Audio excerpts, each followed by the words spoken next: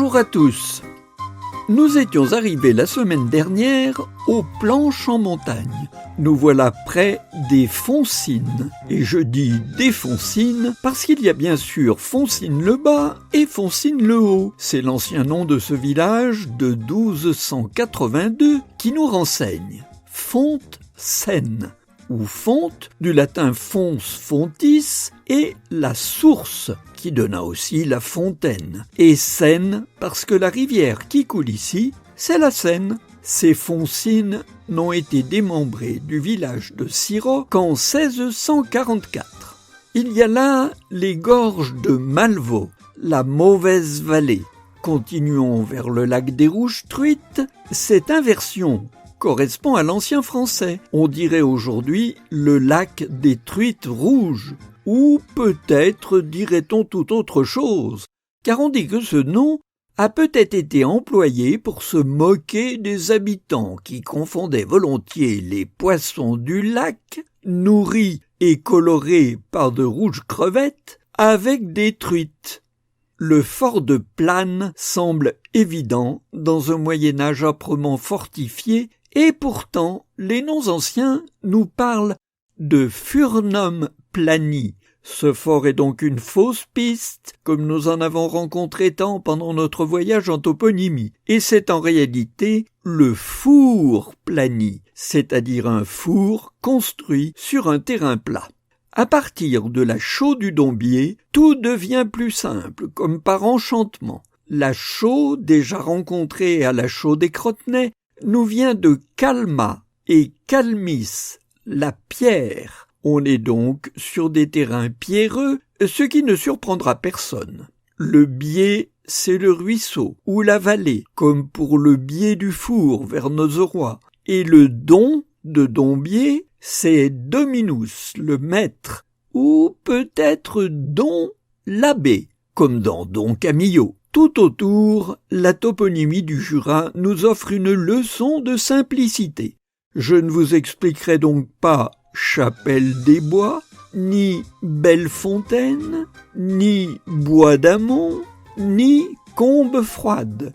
Juste peut-on s'étendre un peu sur la Mouille, première mention en 855, de Molis, terrain marécageux, endroit où les sources sont nombreuses.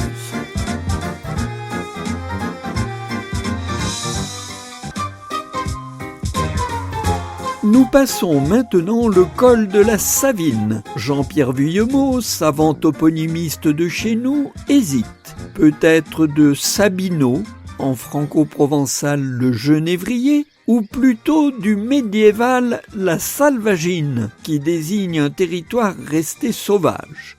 Morbier, qui il y a bien longtemps s'appelait Châtel-Blanc, car il était sous la dépendance de cette seigneurie, et s'est ensuite appelé, nous étions en 1478, Mourbier, le biais mort, ce qui rend compte du débit très faible du Saillard qui traverse la ville. Et voici Morée, selon Rousset, le premier nom de la commune est la Combe Noire. Le nom actuel serait donc récent, et effectivement on n'en trouve la trace dans les archives qu'à partir de 1532.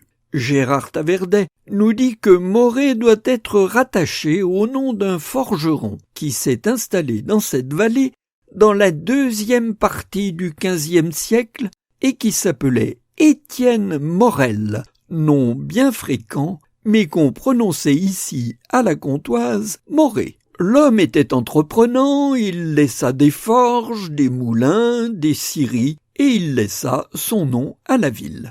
Les Rousses. N'imaginez pas quelques sœurs repérées par la teinte de leurs cheveux.